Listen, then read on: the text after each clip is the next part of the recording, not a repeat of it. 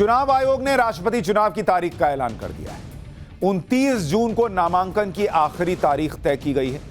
2 जुलाई तक नामांकन वापस लिया जा सकता है। 18 जुलाई को वोटिंग होगी, 21 जुलाई को काउंटिंग होगी और देश को नया राष्ट्रपति मिल जाएगा। मौजूदा राष्ट्रपति रामनाथ कोविंद हैं, जिनका कार्यकाल 24 जुलाई को खत्म हो रहा है। 25 जुलाई को नए राष्ट्रपति को शपथ लेनी है, इसलिए जरूरी था कि 24 जुलाई से पहले राष्ट्रपति चुनाव की प्रक्रिया पूरी हो जाए। राष्ट्रपति का चुनाव एक सिस्टम के तहत होता है। यह मत सोचिएगा कि आपको वोट करने जाना पड़ेगा। जिस सिस्टम के तहत होता है राष्ट्रपति का चुनाव, उसे इलेक्टोरल कॉलेज सिस्टम कहते हैं। इसमें क्या होता है इलेक्टोरल कॉलेज सिस्टम में? इसमें लोकसभा के जो सांसद हैं, जिनको आपने चुनकर भेजा लोकसभा, राज्यसभा के जो सांसद हैं और जो राज्यों के विधायक हैं, इन सब को मिलाकर इलेक्टोरल कॉलेज बनता है। क्योंकि राष्ट्रपति के चुनाव में आम लोग वोट नहीं करते, इसमें सांसद और विधायक वोट करते हैं। अब राष्ट्रपति का चुनाव जो 2022 में होने जा रहा है, इसमें राज्यसभा के कितने सांसद होंगे? 233। लोकसभा के कितने सांसद हिस्सा लेंगे? 543। और राज्यों के कितने विधायक होंगे? 4033। यानी कुल वोटर कितने होंगे? 4809। ये 4809 लोग मिलकर नया राष्ट्रपति चुनेंगे। लेकिन अभी आपको पूरा गणित समझना होगा। 4809 लोग मिलकर राष्ट्रपति चुनेंगे, इसका मतलब यह नहीं है कि जिसको 4000 में से 2500 3000 वोट मिल गया वो जीत जाएगा। इसमें वैल्यू होती है, वोट की कीमत होती है। राष्ट्रपति चुनाव में वोटों की संख्या नहीं, बल्कि वोटों की वैल्यू मायने रखती है। जो सांसद और विधायक राष्ट्रपति चुनाव के लिए वोट करेंगे, उस वोट की एक वैल्यू निर्धारित की जाती है और कैंडिडेट को मिले कुल वोटों की वैल्यू के आधार पर रिजल्ट तय होगा।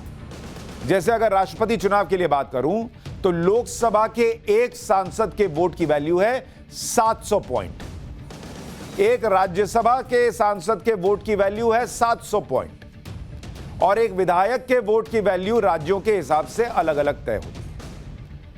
अब आप कहेंगे ये 700 पॉइंट कैसे तय हुआ, राज्यों के विधायकों का वैल्यू कैसे तय होगा? अभी सब समझाऊंगा।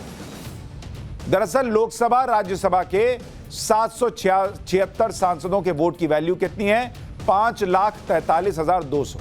वो 776 को 700 से मल्टीप्लाई कर दिया। और सभी राज्यों के 4033 विधायकों की कुल वैल्यू कितनी है? 5,43,231। तो राष्ट्रपति चुनाव में वोटों की कुल वैल्यू कितनी हो गई? 10,86,431। वोटों की इसी 10,86,431 वैल्यू में जिसे ज्यादा वोट वैल्यू मिलेंगे, वही राष्ट्रपति चुना जाएगा। 2017 के राष्ट्रपति चुनाव का रिजल्ट क्या था? थोड़ा आपको समझ में आएगा जब मैं वोट वैल्यू के हिसाब से बताऊंगा कि 2017 में क्या हुआ था।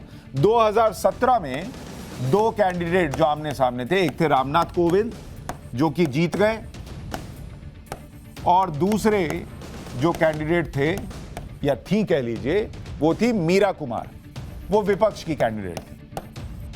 अब रामनाथ कोविंद जी को कितने वोट मिले?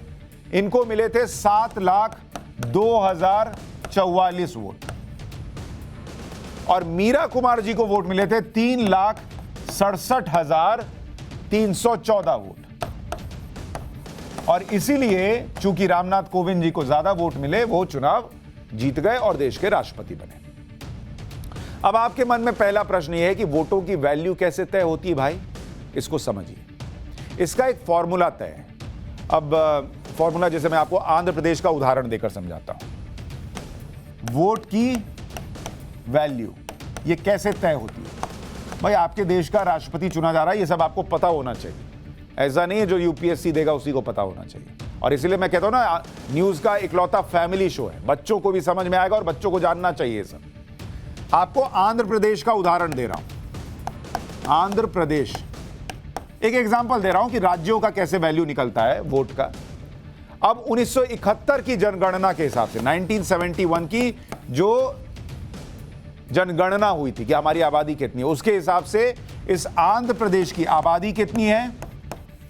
इस आंध्र प्रदेश की आबादी बैठती है इज इक्वल टू 2,78,00,000 और 586। ये इतनी आबादी। और आंध्र प्रदेश में विधानसभा में सीटें कितनी हैं? विधानसभा में सीट, तो विधानसभा में सीट हो गई 175। अब एक वोट की वैल्यू कैसे निकलती है राष्ट्रपति चुनाव के लिए? तो वोट की वैल्यू का फॉर्मूला निकलता है राज्यों के लिए कि जो आबादी है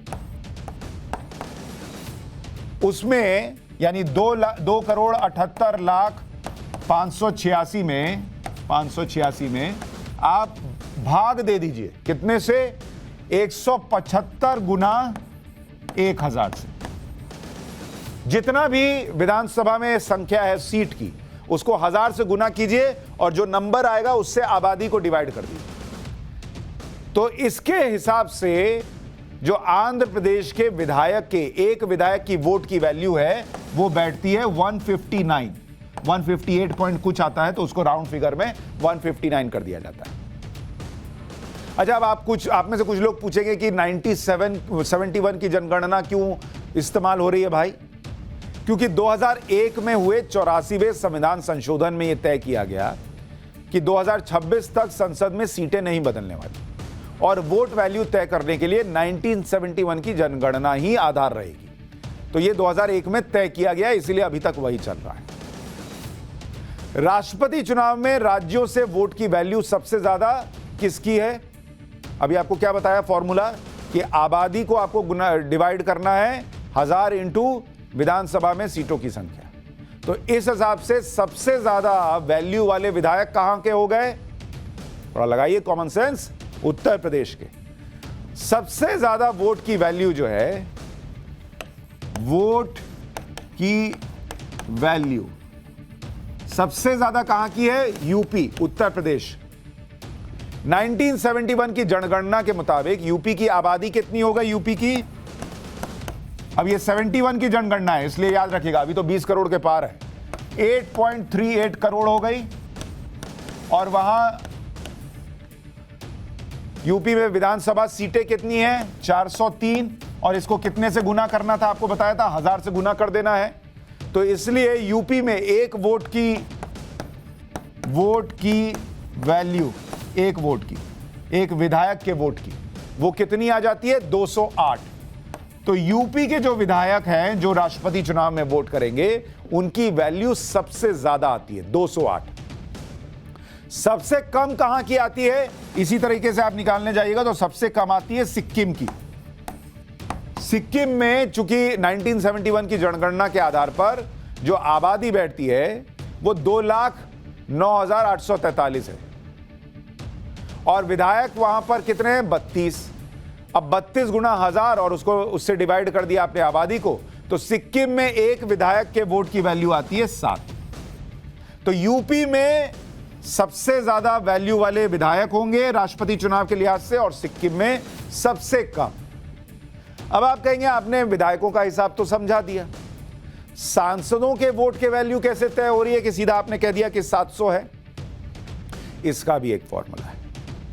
राज्यों के, अभी आपको मैंने बताया था कि राज्यों के जो आप विधायकों को मिलाइएगा तो राज्यों के विधायक कितने बैठ रहे थे? उनकी संख्या बैठ रही थी 4033, 4033, तो माफ कीजिएगा, हाँ 4033। और इनके वोट की वैल्यू कितनी थी? टोटल वोट की वैल्यू वो बैठ रही थी 5,43,231, ये 4033 विधायकों की। अब अगर आप राज्यसभा इसमें कितने आपके सांसद हैं? 233 प्लस लोकसभा के सांसद, लोकसभा इसको जोड़िएगा, यहां कितने हैं? 543, 543। तो कुल कितना है?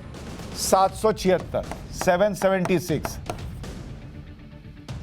अब अगर आप इस 776 से इसको डिवाइड करेंगे तो आपको क्या मिल जाएगा? ये आंकड़ा एक सांसद के वोट की वैल्यू, और वो कितना आएगा? वो आएगा 700। अब समझ में आया कि सांसदों का कैसे निकला? इस तरह से सारे लोगों का वोट का वैल्यू तय हो चुका है।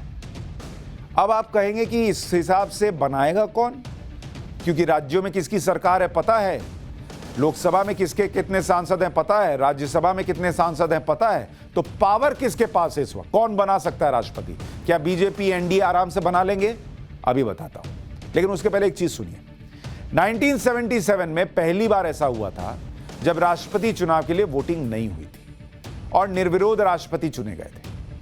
1977 के चुनाव में 37 उम्मीदवारों ने नामांकन भरा, उसमें से 36 के नामांकन ही खारिज हो गए, सिर्फ नीलम संजीवा रेड्डी का नाम ही रखा गया और वो फिर वही निर्विरोध राष्ट्रपति चुन लिए गए।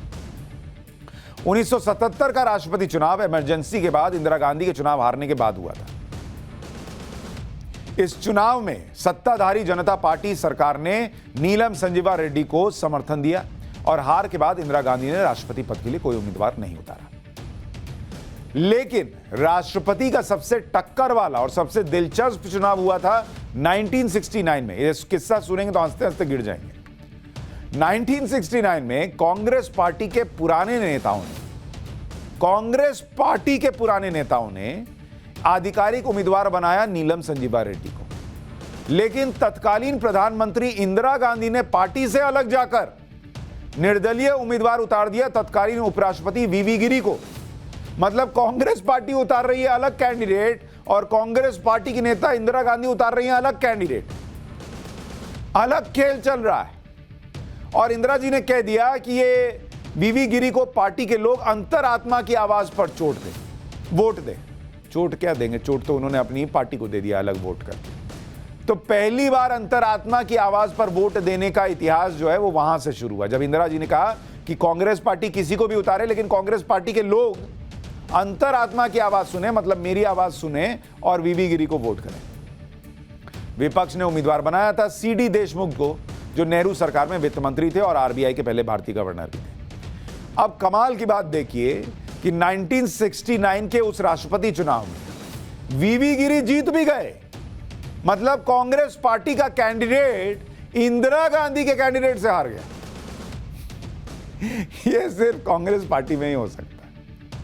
वो कड़े मुकाबले के बाद जीत गए। इंदिरा गांधी के कैंडिडेट थे। वीवी गिरी को 4,01,115 वोट मिले, नीलम संजीवा रेड्डी को 3,13,548 वोट मिले, सीडी देशमुख को 1,12,769 वोट मिले। तो अंतरराष्ट्रीय, माफ कीजिएगा, देश में जो चुनाव हो रहे हैं राष्ट्रपति के, उसमें 1969 से बेहतर कमाल का चुनाव आपने शायद ही सुना होगा। क्या राष्ट्रपति चुनाव लड़ने के लिए किसी कैंडिडेट को करना क्या होगा, मतलब वो कौन लड़ सकता है? आप लड़ सकते हैं राष्ट्रपति का चुनाव। कुछ क्राइटेरिया है। भारत का नागरिक होना जरूरी है, 35 साल से ज्यादा उम्र होनी चाहिए, लोकसभा सांसद बनने की योग्यता होनी चाहिए, भारत की वोटर लिस्ट में नाम होना चाहिए, किसी भी लाभ के पद पर नहीं होना चाहिए और कम से कम 50 सांसद विधायक प्रस्तावक भी होने चाहिए। 15,000 रुपए की जमानत राशि जमा करनी होती है। सवाल यह कि इस बार राष्ट्रपति चुनाव में किसका कैंडिडेट जीतेगा। मैं कैंडिडेट के नाम इसलिए नहीं बता रहा क्योंकि कैंडिडेट के नाम चलते बहुत हैं और जीत कोई भी जाता है। तो जब तक कोई पुख्ता खबर नहीं होगी मैं नहीं बताऊंगा। सिर्फ हवा बनाने, माहौल बनाने के लिए कि ये भी नाम में है, ये भी लिस्ट है, ये भी लिस्ट है, वो मैं काम नहीं करता। जब कुछ आएगा सब्सटैंशियल तो बताऊंगा। अभी ये बता सकता हूं कि किसका कैंडिडेट जीतेगा, संभावना किसकी। तो जो इलेक्टोरल कॉलेज आपको समझाया उसका विश्लेषण करने पर देश भर में जो विधायकों के वोट हैं, विधायकों के वोट, उसके हिसाब से किसकी शक्ति ज्यादा है भाई? विधायकों के वोट। तो विपक्ष के पास कितने वैल्यू के वोट हैं? 2.77 लाख। और एनडीए के पास कितने वैल्यू के वोट हैं? कम है, 2,22,000 ही हैं। तो विधायकों के मामले में विपक्ष का मामला ज्यादा टाइट है। वहां 5 लाख कुछ जो था उसमें ज्यादा विपक्ष के पास है, एनडीए के पास थोड़े कम है। लेकिन संसद में स्थिति अलग है। अगर अब आप सांसदों का देखेंगे तो सांसदों के लिहाज से देखिए, सांसदों में एनडीए के पास कितने वैल्यू के वोट हैं? 3,20,000 और विपक्ष के पास कितने वैल्यू हैं? 1,72,000। तो यहां पर मामला पलट जाता है। सांसदों के जो वोट की वैल्यू है उसके हिसाब से एनडीए का पलड़ा भारी है और विधायकों के जो वोट की वैल्यू है उसके हिसाब से विपक्ष का पलड़ा भारी है। फिर ओवरऑल किसका पलड़ा भारी है? कुल मिलाकर अभी की स्थिति में अगर आप देखेंगे कुल, ये देखिए, तो विपक्ष के पास कितने वोट हैं भाई? कितने वैल्यू के? विपक्ष के पास हैं 4,49,000 वोट और एनडीए के पास कितने हैं? एनडीए के पास हैं 5,42,000 वोट। तो यहां पर ओवरऑल में एनडीए का पलड़ा भारी है। तो ऐसे में एनडीए अपना राष्ट्रपति बना ले, इसकी गुंजाइश ज्यादा है, क्योंकि उसमें ये भी होता है कि आप 1, 2, 3 किसको चुन रहे हैं। तो जिसको 1 नंबर पे चुन रहे हैं उसको 50% से ज्यादा वोट आना चाहिए। तो मोटे तौर पर एनडीए का मामला टाइट है। उलटफेर क्या होता है पता नहीं, क्योंकि इसमें व्हिप जारी नहीं होता है।